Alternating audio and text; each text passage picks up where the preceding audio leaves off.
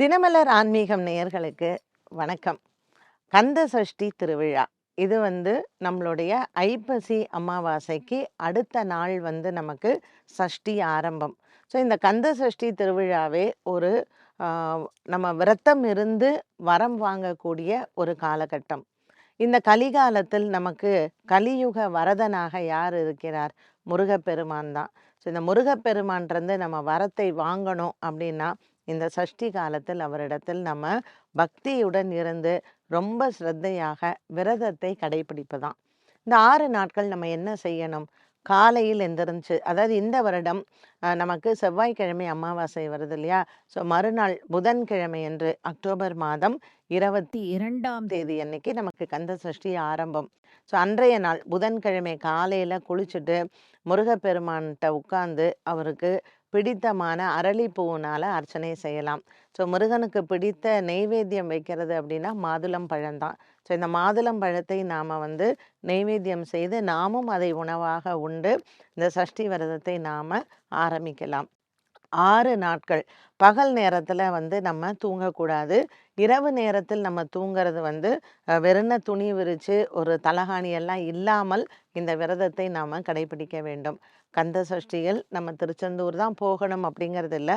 எங்கே முருகப்பெருமான் ஆலயம் இருக்கோ அங்கே சென்று நம்ம தினமும் முருகனினுடைய ஒரு அபிஷேகத்தை பார்த்து ஒரு தீபாராதனையை வேண்டி நம்ம வணங்கிட்டு வரலாம்.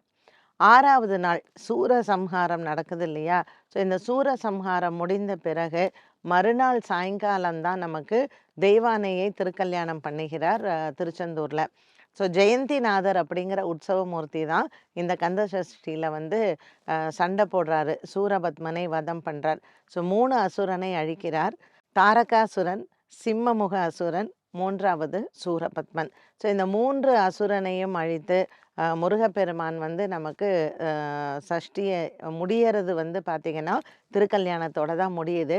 ஜெயந்திநாதர் இந்த திருச்செந்தூருக்கு பெயரே ஜெயந்திபுரம் அப்படிங்கிற பெயர் தான்.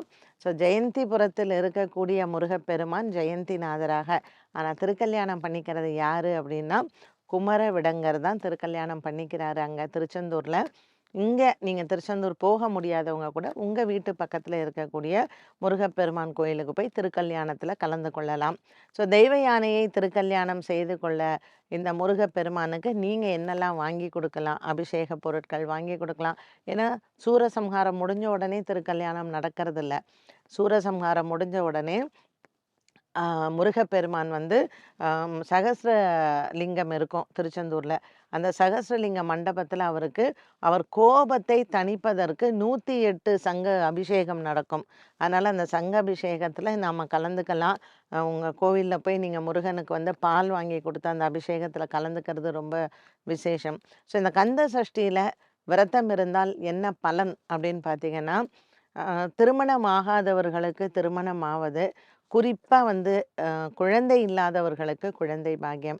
ஸோ இந்த குழந்தை பாக்கியம் வேண்டுவோர் திருச்செந்தூர் சென்று கடலில் நீராடி அங்கே கொடுக்குற அந்த பாலை வாங்கி அருந்தி கணவன் மனைவி ஆக இருவரும் அங்கே சஷ்டி மண்டபத்தில் விரதம் இருந்தீங்கன்னா கண்டிப்பாக அடுத்த வருடம் இந்த சஷ்டிக்குள் உங்கள் கையில் ஒரு குட்டி முருகன் கண்டிப்பாக இருப்பார். இது பல பேர் அவங்க வாழ்க்கையில் பார்த்த ஒரு நிதர்சனமான உண்மை. அதனால் இந்த கந்த சஷ்டியில் இருக்கக்கூடிய விரதம் மட்டும் நம்மளுடைய சந்ததி விருத்திக்கு அது ஒரு நல்ல விரதமாக அமைகிறது. உங்கள் வீடு பக்கத்தில் இருக்கக்கூடிய முருகன் ஆலயத்திற்கு சென்று இந்த கந்த சஷ்டியில் நீங்களும் கலந்து கொண்டு வீடுகளில் நீங்கள் பண்ணணுன்னா வேல் பூஜை செய்யலாம், வேல்மாறல் படிக்கலாம், சஷ்டி கவசம் படிக்கலாம். ஒரு நாளைக்கு 2 முறை சஷ்டி கவசம் படிக்கிறது ரொம்ப நல்லது. ஸோ இந்த 6 நாள் நம்மளுடைய ஆத்மாவை சுத்தம் படுத்தக்கூடிய ஒரு அருமையான நேரம்.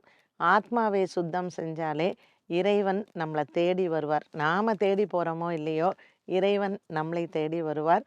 ஸோ முருகப்பெருமான் உடைய வேலும் மயிலும் துணை அப்படிங்கிறதற்கு தகுந்தாற் போல இந்த சஷ்டி விரதத்தை நீங்களும் மேற்கொண்டு முருகப்பெருமானின் அருளை பரிபூர்ணமாக பெறலாம்.